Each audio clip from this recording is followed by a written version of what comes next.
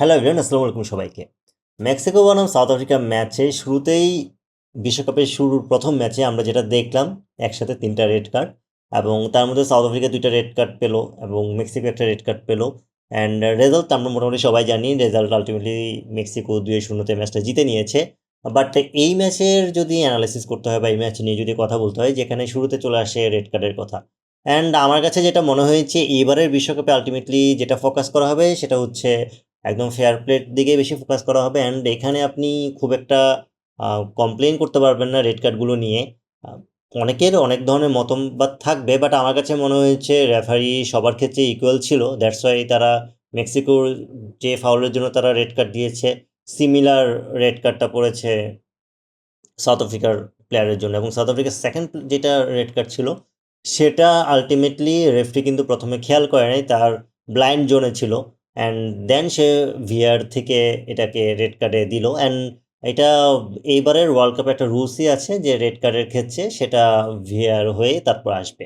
So এই দিক থেকে আমার কাছে মনে হলো যে রেফারিংটা কেমন হতে পারে এই ওয়ার্ল্ড কাপে, সেটা একটা আইডিয়া দিয়ে দিয়েছে এই ম্যাচটি। কারণ যেখানে গত কাতার ওয়ার্ল্ড কাপে মাত্র 4টা টোটাল রেড কার্ড ছিল, সেখানে এবার প্রথম ম্যাচেই 3টা রেড কার্ড চলে আসছে।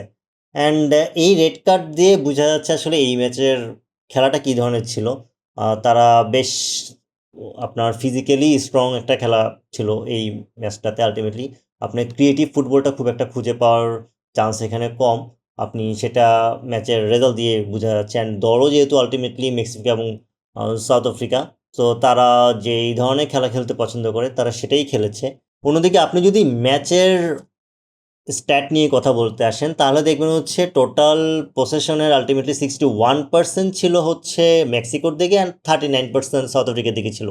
অ্যান্ড সাউথ আফ্রিকা আলটিমেটলি, যদি আমি আমার পার্সোনাল অপিনিয়ন দিই স্ট্যাটের বাইরে, যেটা হচ্ছে সাউথ আফ্রিকা তারা ডিফেন্সে যথেষ্ট ভালো করতেছিল। তাদের যদি শুরুর যে গোলটা হয়েছে সেটা কিন্তু আলটিমেটলি ডিফেন্ডারের ভুলে হয়েছে।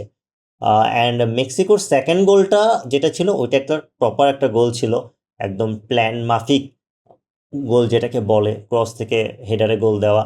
অ্যান্ড ওইটা একটা প্রপার গোল ছিল। ওখানে আপনি খুব একটা প্লেয়ারদেরকে বলতে পারবেন না যে এটা, মানে গোলটাই আলটিমেটলি সৌন্দর্যের মেন প্রতীক ছিল।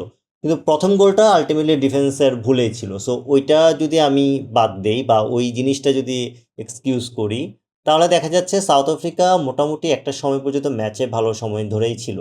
তাদের যেটা প্রবলেম হয়েছে, তারা আলটিমেটলি গোল দিতে পারতেছিল না। গোল দিতে পারতেছিল না, রিজনটা হচ্ছে তাদের ফিনিশিংটা ভালো না। তারা অ্যাটাকে যাচ্ছিল, কিন্তু আলটিমেটলি অ্যাটাকে যাওয়ার পরে যে একটা ফিনিশিং দিতে হয়, তারা সেটাতে আলটিমেটলি রেডি ছিল না সেটার জন্য।